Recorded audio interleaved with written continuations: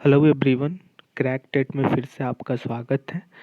जैसा कि हम लोग आगामी सीटेट दिसंबर 2022 के पेपर के लिए ईवीएस सीरीज को देख रहे हैं, जिसमें अभी तक हमने 4 लेक्चर्स को देखा है।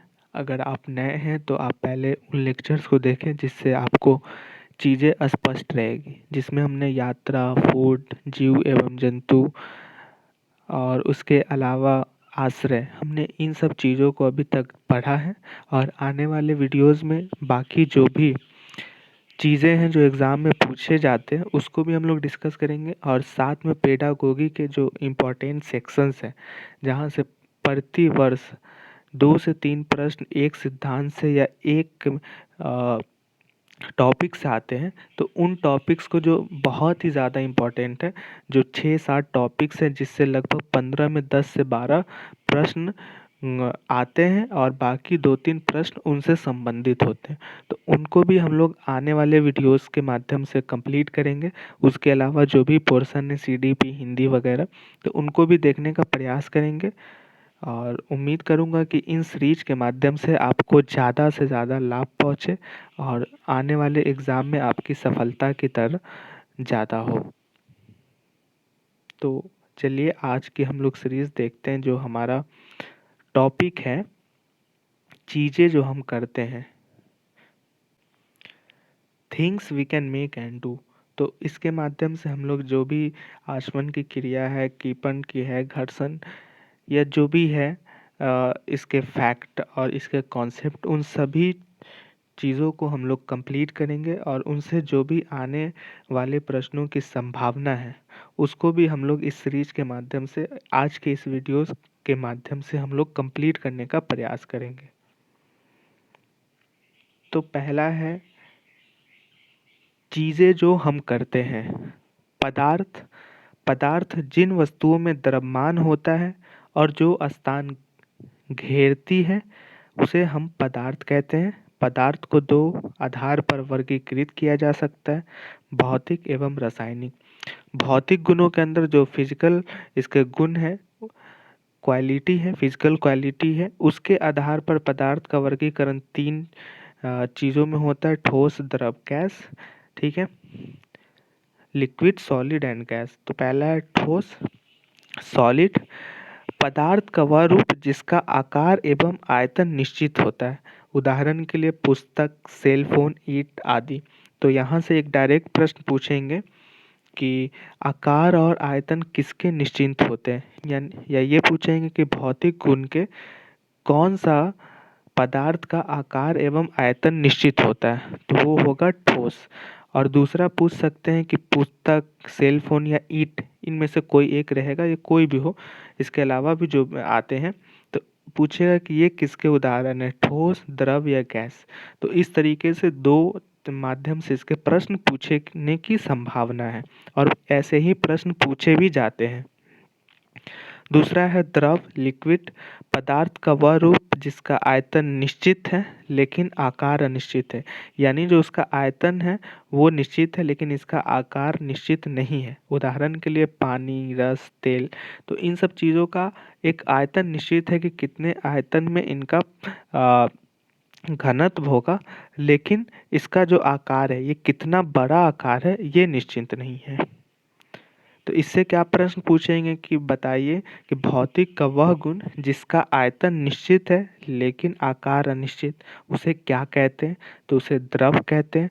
या ये भी पूछ सकता है कि पानी किस भौतिक गुण का उदाहरण है, तो ये है द्रव का उदाहरण।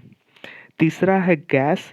गैस वह रूप है जिसका आयकर, आकार एवं आयतन दोनों ही निर्धारित नहीं होते हैं।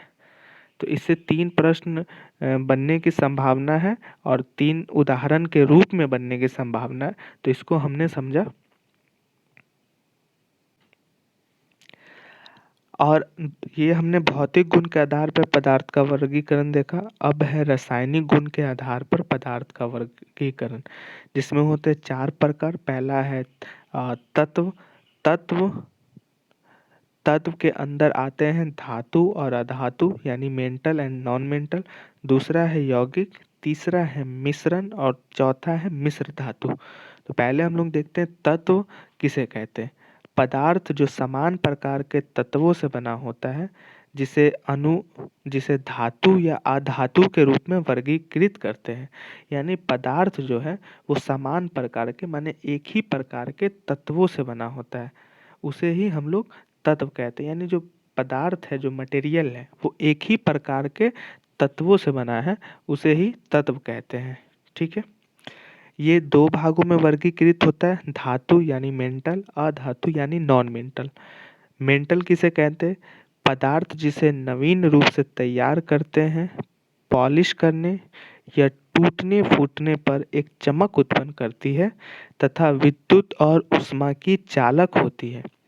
यानी धातु उसे कहते हैं जो नवीन रूप यानी नया रूप में से तैयार करने, पॉलिश करने या टूटने फूटने। जैसे अगर आप लोहा देख लो तो वो एक धातु है, तो धातु क्या है, तो उसको हम पॉलिश करते हैं या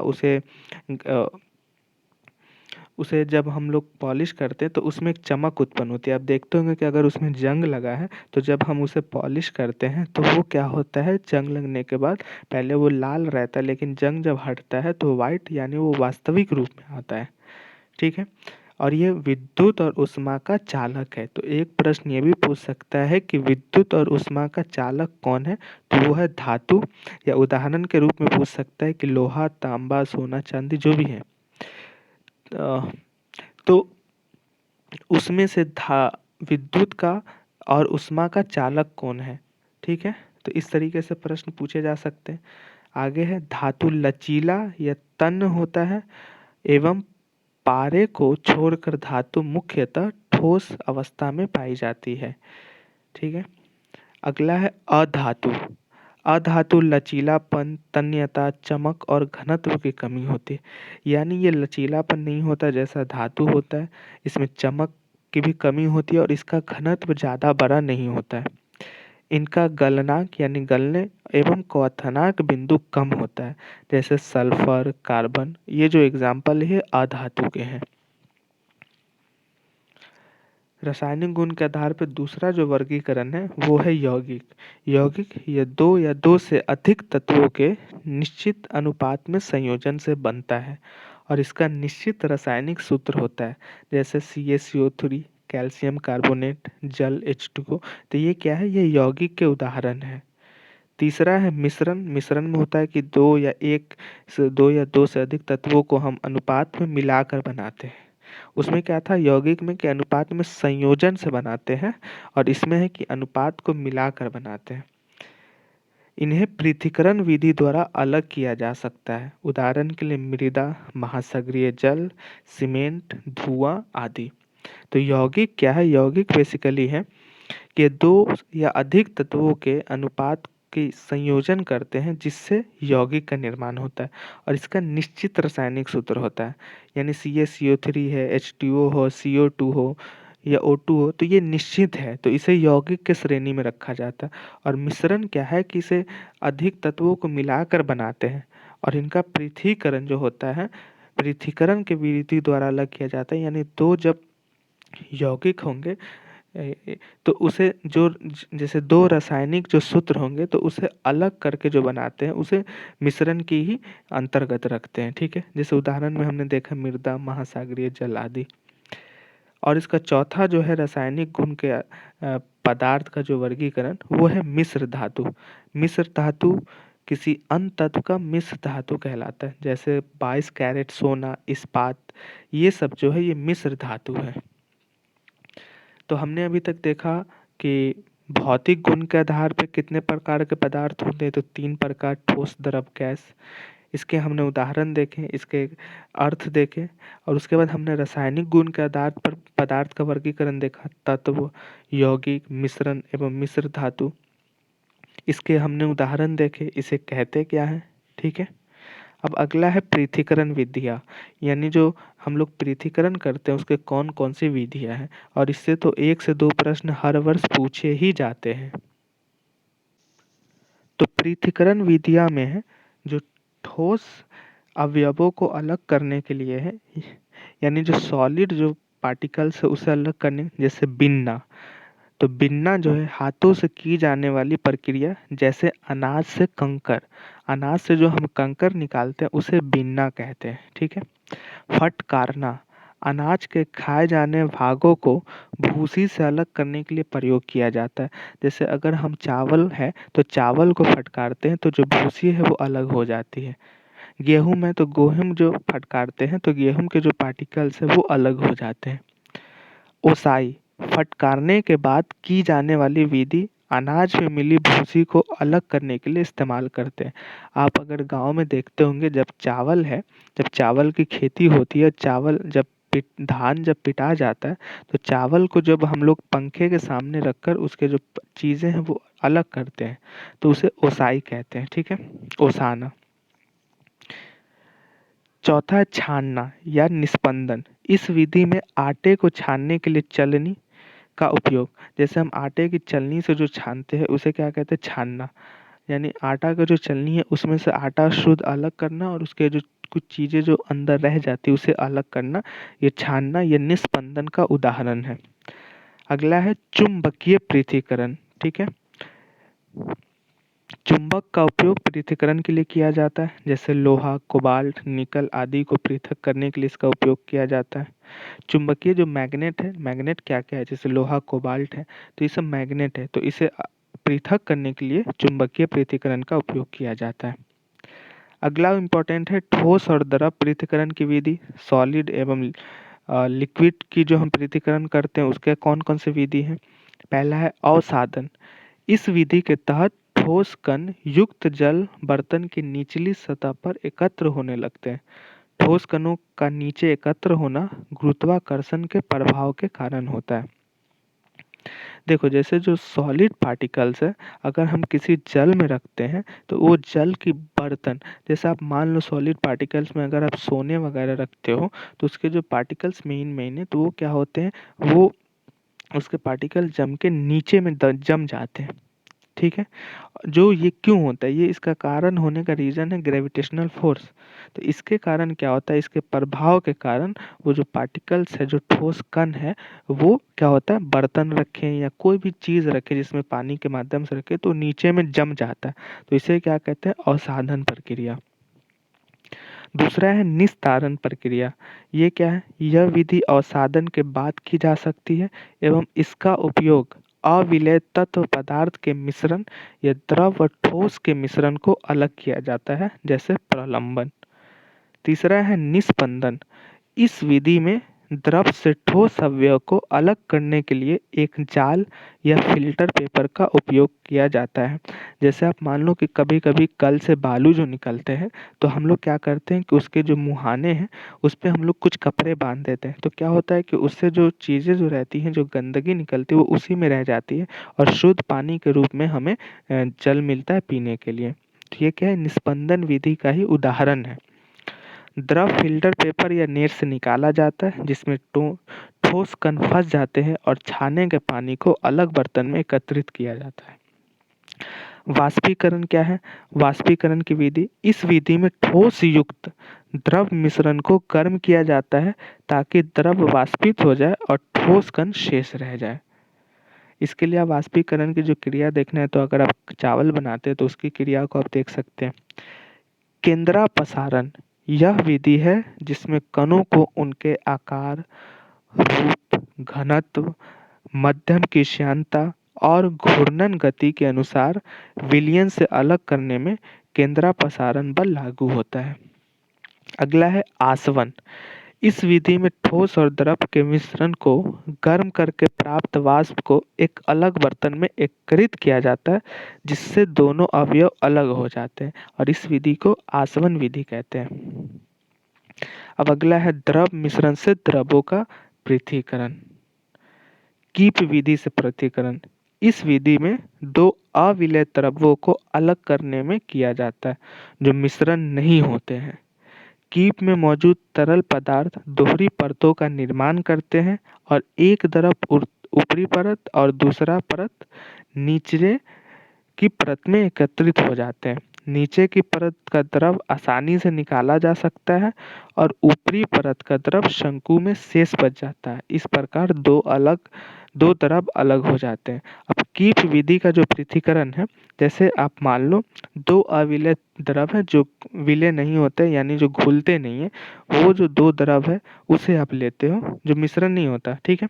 तो उसे हम क्या कहते हैं कि कीप कीप आप जानते हो जिसमें जैसे डीजल वगैरह या तेल वगैरह जो कीप होता है, तो उस कीप में अगर आप रखते हो तो क्या होता है कि जो ऊपरी परत है, ठीक है, तो ऊपरी परत में जो एक्चुअल जो चीज़ है वो ऊपर रह जाती है और जो पार्टिकल्स है वो नीचे जम जाती है। जैसे अगर आप जाते हो पीडीएस सेंटर पे जहाँ से आप अनाज लेते हो, तो वहाँ पे जब वो तेल देते हैं, केरोसिन तेल देते हैं, तो वहाँ जो कीप का प्रयोग करते हैं, तो आप देखते होंगे कि ऊपर में जो है वो शुद्ध रहता है और नीचे में कुछ काई टाइप का जम जाता है। या इसके अलावा एक और आप उदाहरण ले सकते हो, जैसे अगर आप सरसों का तेल पिराने जाते हो, तो जब वो तेल आप डब्बे में रखते हो और तेल का जब प्रयोग करते हो, तो आप देखते हो कि जो हमने यूज किया उसके बाद कुछ जो चीज़ें हैं वो नीचे में जम जाती है काई के रूप में, ठीक है। तो उसका हम लोग इस्तेमाल नहीं करते। तो ये बेसिकली क्या होता है, इसी को कीप विधि कहते हैं। यानी कीप विधि में जो चीज़ें हैं उसे हम लोग अलग कर लेते हैं और बाकी जो चीज़ें हैं वो नीचे जम जाती है, ठीक है। अगला है आंशिक आसवन। आंशिक आसवन मिश्रण को उसके घटक भागों खंडों में पृथक करना है। रासायनिक यौगिकों को उस तापमान पर गर्म करके अलग किया जाता है जहां मिश्रण के एक या अधिक भाग वाष्पीकृत होते हैं। इसका एग्जाम्पल है पेट्रोलियम। पेट्रोलियम जो है ये आंशिक आसवन का एक उदाहरण है। अगला इंपॉर्टेंट है बल एवं घर्षण। बल को धक्के और खिंचाव या वस्तु के स्थान परिवर्तन के कारण किसी वस्तु को धक्का देने या खींचने के रूप में वर्णित किया जाता है, जबकि घर्षण वह बल है जो किसी धक्के या खिंचाव के कारण गति का विरोध करती है। घर्षण बल प्रेरक बल की दिशा में विपरीत दिशा में कार्य करता है। उदाहरण के लिए ब्रेक लगाकर साइकिल, बाइक, कार इत्यादि को रोकना या लिखते समय पेन की नोक और कागज के बीच घर्षण होता है। तो बेसिकली बल और जो घर्षण है, तो बल जो बेसिकली है, बल क्या है कि किसी जो चीज़ है, किसी वस्तु को हम फोर्सफुली धक्का देते हैं या खींचते हैं, तो उसमें क्या होता है कि हम आउटपुट या इनपुट बल का प्रयोग करते हैं। जैसे अगर आपको पुश करते हो किसी मटेरियल्स को, किसी पदार्थ को, तो आप उसमें एक पुशअप कर रहे हो और किसी चीज़ को खींचो तो पुल अप कर रहे हो, तो दोनों में क्या लग रहा है कि बल लग रहा है, ठीक है।